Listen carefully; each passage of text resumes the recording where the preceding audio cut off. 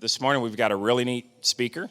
The way this came about, I haven't met Rory Dobis before this morning, but one of those God things. Let's see, Carla Carson had mentioned that we should be in touch with Rory to hear about this exciting ministry that he's focused on called Paws for Boots. And Rory served, let me see if I have this right, 3 tours of duty. And then went back for a 4th as a contractor. I don't want to steal the thunder here, but is a wounded war veteran. Started the Paws for Pets ministry.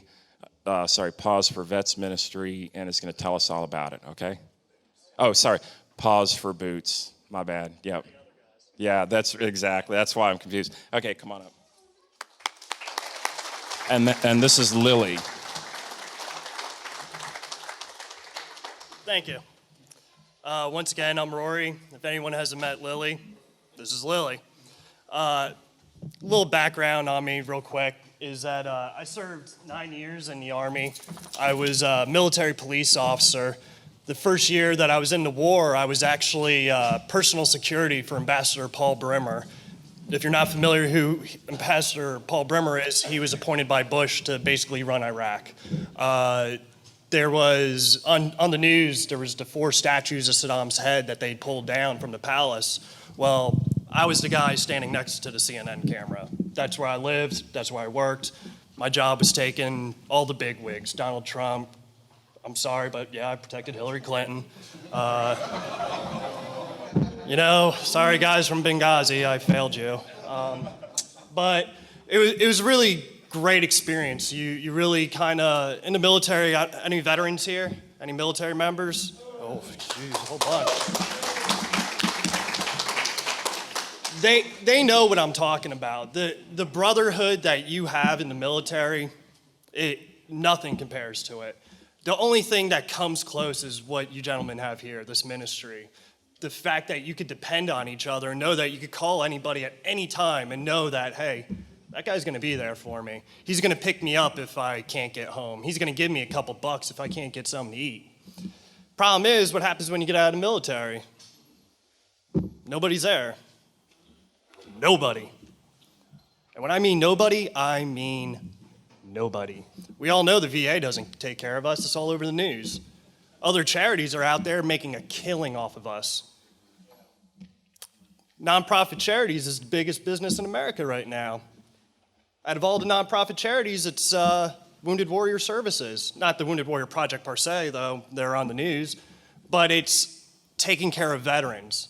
So what I want you all to know is when you're giving out money to these people, do a little research on them. Ask questions. Don't be afraid. Don't take them for their word.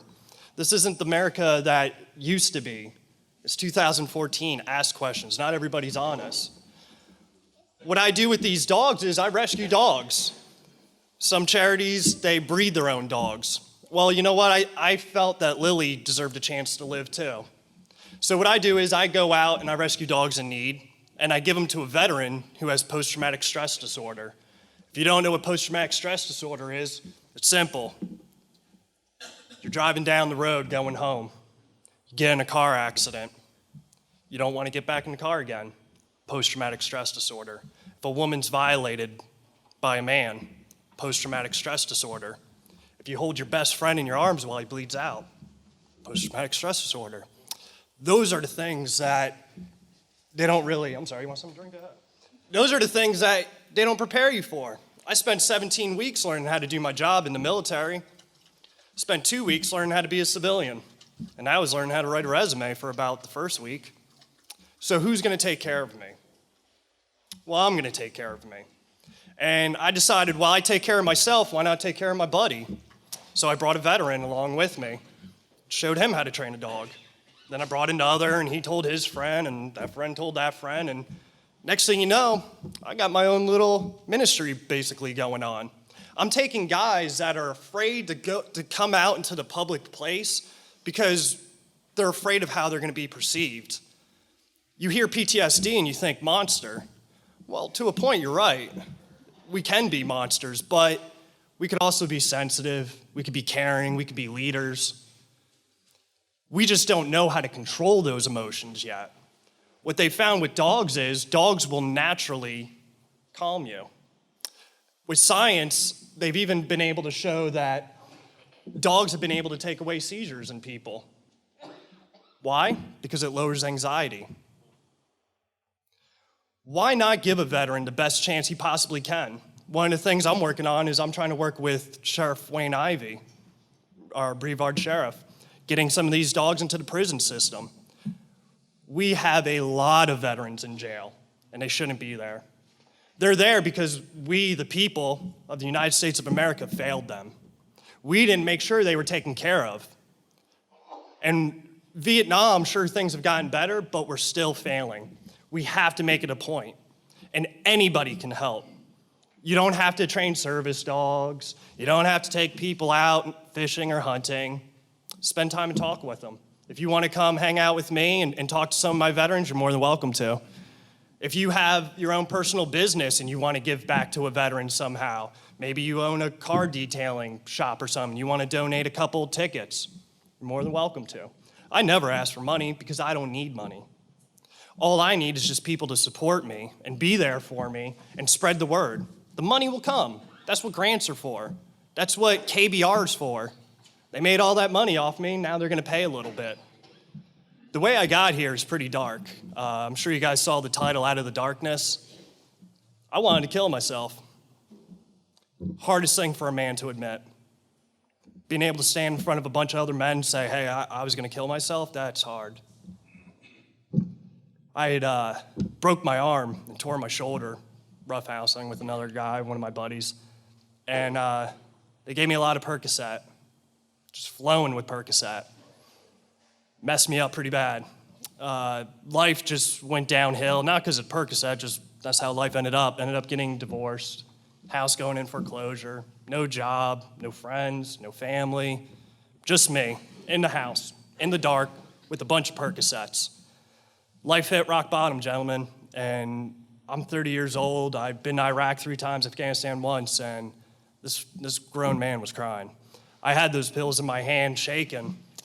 My brain was fuzzy. I couldn't even think right. And for a moment, my brain went clear. Call it what you want. Say the big man came up and cleared some of that haze away for me, but something happened. I was able to think straight. I dropped the bottle of pills, got up, walked away, and blacked out. Woke up next day going, what just happened? That was close. The big man talked to someone else evidently that night. I went to go see my divorce attorney, who was an Air Force JAG officer and a veteran. Hey, Rory, have you ever thought about training service dogs? This is Tony Hernandez, if anyone knows of him, Cocoa Beach. No, never trained service dogs. Well, here's some paperwork. Read it and tell me what you think. Read the laws, rules. Simple enough. I could do all this. Train dogs all day, hang out with them while they roll around on the floor. That's easy, right? What a job. So I did. One dog at a time, one veteran at a time. And I'm happy to say that if you come talk to some of these guys, their lives are completely different now. My one veteran's out of the homeless shelter. He has his son living with him now. He finally got his checks coming in from the VA, living on his own, happiest guy in the world. If you met this guy, you couldn't even understand what he was saying. He's from Louisiana. That's the first issue. Second issue, he got blown up in Iraq. So he has traumatic brain injury, TBI, has a morphine pump inside of his body that gives enough morphine to kill a horse.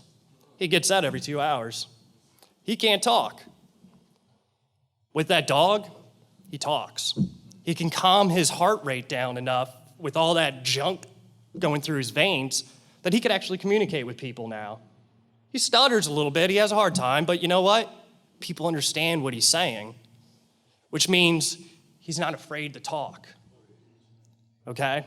PTSD is called the silent killer for a reason. We have to let people know about it. You can't be ashamed, you have to ask for help. If you think someone needs help, ask them, do you want to kill yourself? Don't be afraid, because chances are, if they want to kill themselves, they're going to say yes. Anybody can ask anyone at any time. If someone's having a bad day and you know they're a veteran, ask them. do you want to hurt yourself? Do you want to hurt others? If they say yes, talk to them. And do not leave them alone. If a veteran, anybody, ever tells you they want to commit suicide, you do not leave them. You find a priest, minister, rabbi, chaplain, police, paramedics, doctor. You get somebody and you get that person to the proper medical help immediately, because it might just be one time.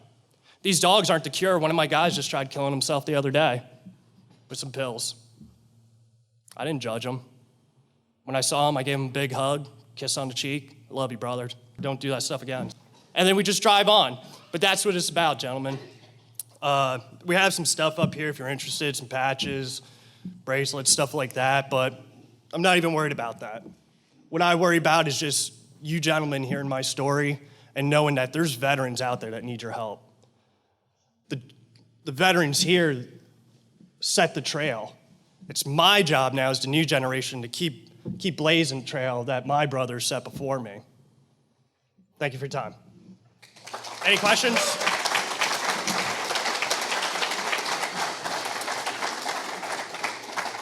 Get some questions. Yeah, right over here. Yes, sir. Do you have a lot of homeless veterans?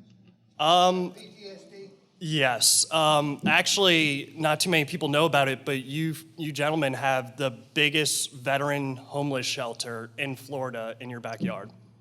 It's called Veterans Village, the VOA. It's right over off of 520 in Cocoa by Fisk. Pineapple is the actual road that you could take right there. You can stop by anytime. You can donate clothing. You can donate time to talk to the veterans there, help with anything. They're always looking for help. They're with Volunteers of America, VOA. Anything else? I know you guys have questions. Something. Yes? How much money or time or whatever goes into getting a dog? I'm sure it varies by dog, but how much goes in an average to getting a dog ready for a vet? The national average for a service dog to be able to provide services is anywhere from $5,000 to $30,000, depending on how much work is put into the dog. I do things different. I've always been one to kind of march to the beat of my own drum. I don't spend all this time training the dogs and then hand it to a veteran. If you're having an issue working on a car and I build one for you and hand it to you, what did you learn? Nothing. You're just going to have a car. If I train this dog to be a service dog for you and I just hand it to you, what are you going to do? I'm going to go back in my room and go play more Call of Duty or whatever it is I'm going to do to help pass my time until I waste away and die. What I do is I make them come out. We're in the Sunshine State, right? Get your butt outside. Let's go. No more sulking. We're going outside and we're going to play. That's what I do. I teach the veterans to teach their own dog to be a service dog. How awesome is that? You know, why should I give you a dog? Because in 2 years, that dog is gonna disobey you. It's not gonna behave well. Why? Because you never taught that dog the obedience. That dog doesn't respect you, it's just following commands. If I teach you, then you never have to go to another trainer and spend more money. And that's what these organizations are doing. They're charging veterans $5,000 for a service dog, a dog that they need to be alive. The VA takes handfuls of pills. What I need to do is this is probably a good idea. I'm going to start bringing to, when I do these things, the amount of medication that I have sitting in my house that I don't even take anymore. I mean, a trash bag full of medication, narcotic, all kinds of crazy stuff. They just, I'm sorry, you ended up in the psychiatric hospital because of your Valium? Oh, yeah, we found out Valium's kind of bad for soldiers with PTSD. Well, thanks. You could have told me that like 3 days ago before I went to the hospital. But it happens. They can't handle us. If anybody here is a doctor or a social worker, the VA needs your help. Go apply. If you know anybody, tell them to apply. They can't take care of us. There are too many. We've honestly lost more veterans from suicide than killed in action with Iraq and Afghanistan combined. That's just suicide for right now. What are we going to do with the 200,000 troops that are coming home in the next couple months? Where are they going to go? Who's going to take care of them? That's something that America needs to think about. Things are different, way different. This war was way different. You're going to see bad stuff with veterans if we don't take care of them. It's insane. I've lost so many friends from this. My own brother almost killed himself if it wasn't for the fact that my stepdad used to be a Marine in Vietnam. Talked him out of hanging himself. It's very real. Yes? Do you have any feel for the statistics of what the percentage of troops are that are coming back or affected by PTSD out of the total body of our troops? Because I understand PTSD can affect support as well as combat folks. Oh, absolutely. I work with some of the guys that, I have one Vietnam vet that never went to Vietnam, but he has PTSD because he had to deal with all the guys that were coming home messed up. Absolutely. In Iraq, support guys, we get mortared every night. Guys get hurt and all that. So absolutely with the support.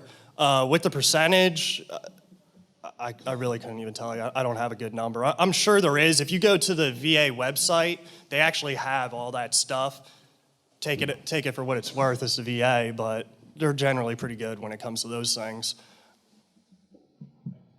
Yes, sir, in the back. Hey, what kind of breeds do you use for service dogs? I use them all. It's God's children, right? DOG. He wants them all to be, when it comes to PTSD, any dog can really do it. You want to know how I train a dog to treat the symptoms for PTSD? I'm all mad. Pet my dog. Training's complete. That's how you train a PTSD service dog. It really is that easy. I do a little bit more. I do some of the stuff, like with me, I like to shake my leg when I get good and worked up. So what I'll do is I'll shake my leg, and then I'll entice her with treats to come up on my lap and kiss my face. What happens is, while she's learning my physical cues, she's also learning my emotional cues, okay? It's called Pavlov's theory.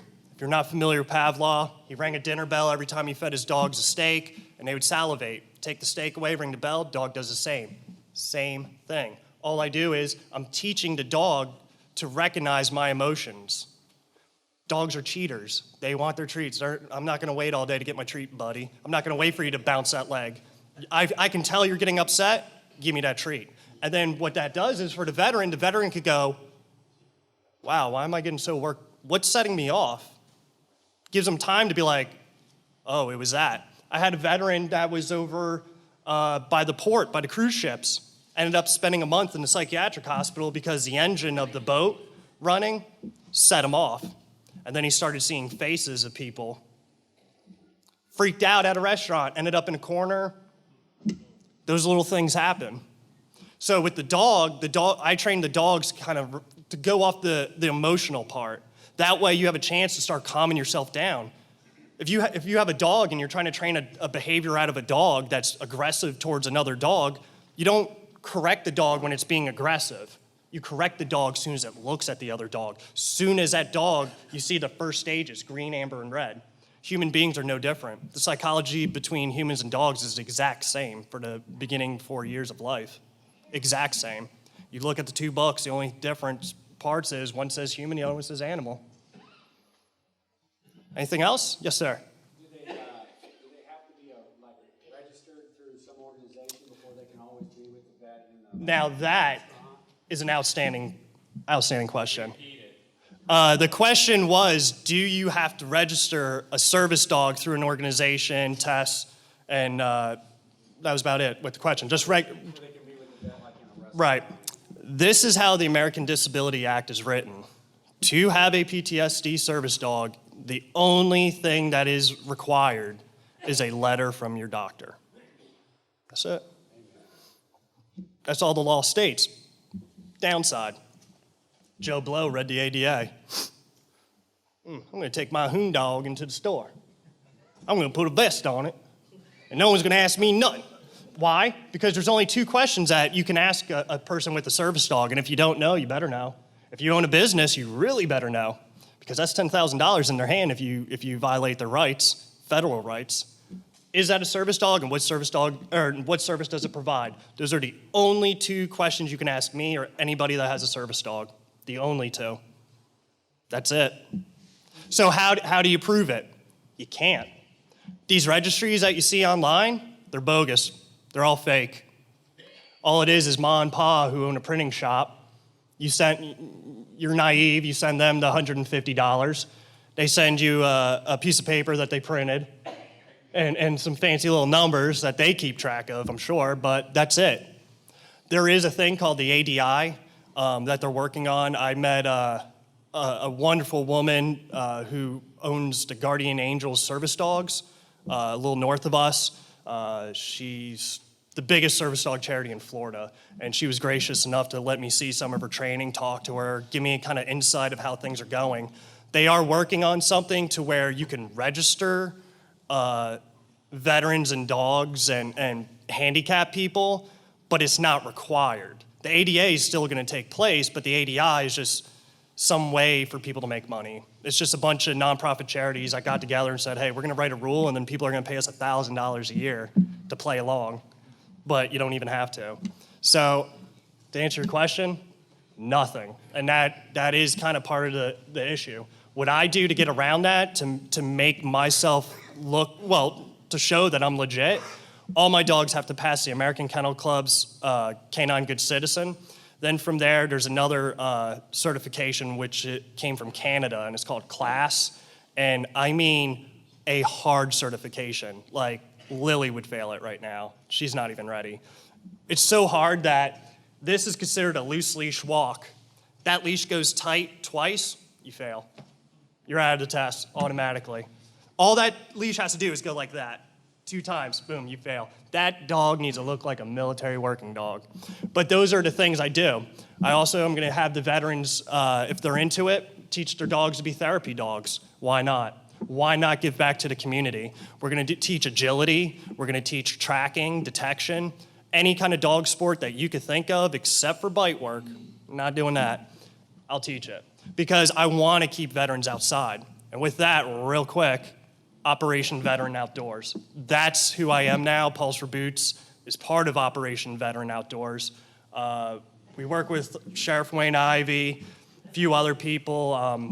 If you're around here from Melbourne, there's a young man named Benjamin Scott. He owns a welding company over here, whose name I can't remember. Former U.S. Navy SEAL, Purple Heart. He's the president.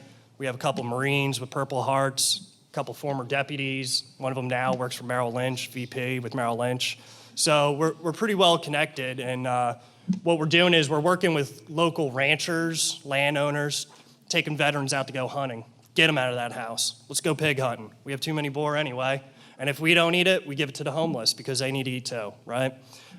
We get with people that have charter boats and fishing vessels, take them out, go deep sea fishing, do tournaments, all that stuff. Skydiving if they want. So if any of you gentlemen just want to come out for a hunt, if you just want to come out and talk to these gentlemen, we just did a thing for a Vietnam POW. That was a pretty touching story that he shared with me. His capture, and a couple days later, just God smiling on him and his buddies showing up and running the Viet Cong off so he can run away and go back home to see his family. But you folks will be able to get to do that. All you have to do is reach out to me, Carla, anybody, everybody get a hold of me, and we'll set it up, no problem. If any of you veterans are in here and you guys need some help, I don't care what war you're in. If you don't want to talk to me here, we can talk later, you call me, you give me an email. I'll take care of you. I take care of every war, I don't care. A veteran's a veteran. Yes? On the average, how long is it that a vet dog combination takes, and how many are in process at any one time? Right now, it's about a year on average to go through the process because I do all the basic obedience, because the one way you could kick a service dog out of a building is if it's mischievous, if it doesn't behave well. If she just went barking, I'm allowed to make a correction. If the correction doesn't fix the problem, someone can come up to me and say, hey, you need to leave. And by the law, I have to then. So obedience is huge on me. The last thing I want is a veteran to be removed from a facility because of a dog. There is another service dog charity, can't say their name, but unfortunately, one of their veterans was kicked out of the VA because their dog was acting out. This veteran lives in a homeless shelter, had to take a bus from Cocoa to Vieira, get kicked out to get on a bus, go back, get no medication, no treatment. It's a disservice. This dog is supposed to be a service, not a disservice. So if it takes 2 years, it'll take 2 years. Until I feel that dog is good and that team is good, I'll take as long as it needs. Does the dog live with that person? Or Yes. do you live during that time? They live with them because they need to make that bond. And then what they do is they just show up to training 1 hour a week. That's all I ask. In the back. Time for one more. Yep. Rory, I have a friend who's a Vietnam vet, a major alcoholic, lives over in O'Galley. He was driving for a DAV. He no longer can do that. He took a baseball bat the other night and went out after some people. I've tried everything I can. What would be your recommended next step to try to get him some help? He needs to go to rehab. He needs a detox. That's number one. You can't do anything with an addict. Addicts lie, cheat, steal. I have family. I have friends. I know people. I was a cop in the Army. With all the respect in the world to them, you just can't trust them. It's not them. If someone's doing all these pills and doing all these drugs, you can't judge Ryan for being a piece of garbage, stealing everything, because Ryan didn't steal anything. The opiates stole everything. So the alcohol made that person act that way. There's nothing wrong with your friend except the fact that he has an addiction and that he went to go heal his wounds from war with all he knew. And at that time, it was alcohol. That's what the VFW did. That's where veterans got together. That's why we have outdoor recreation. I don't want to drink alcohol. I like it, but that's not what I want to do. I don't want to drink alcohol and share war stories because it's just going to upset me. I'd rather go out on an ATV with a shotgun, shooting it up in the air, telling war stories, doing 50 miles per hour, because that's cool. Right? I know some of you may have more questions. I'll stay here till all of you ask your questions if you want to come talk to me on the side. Thank you for your time.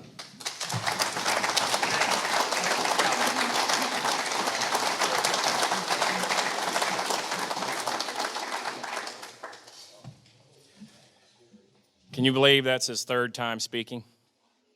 Come on, man. That's great. Way to go.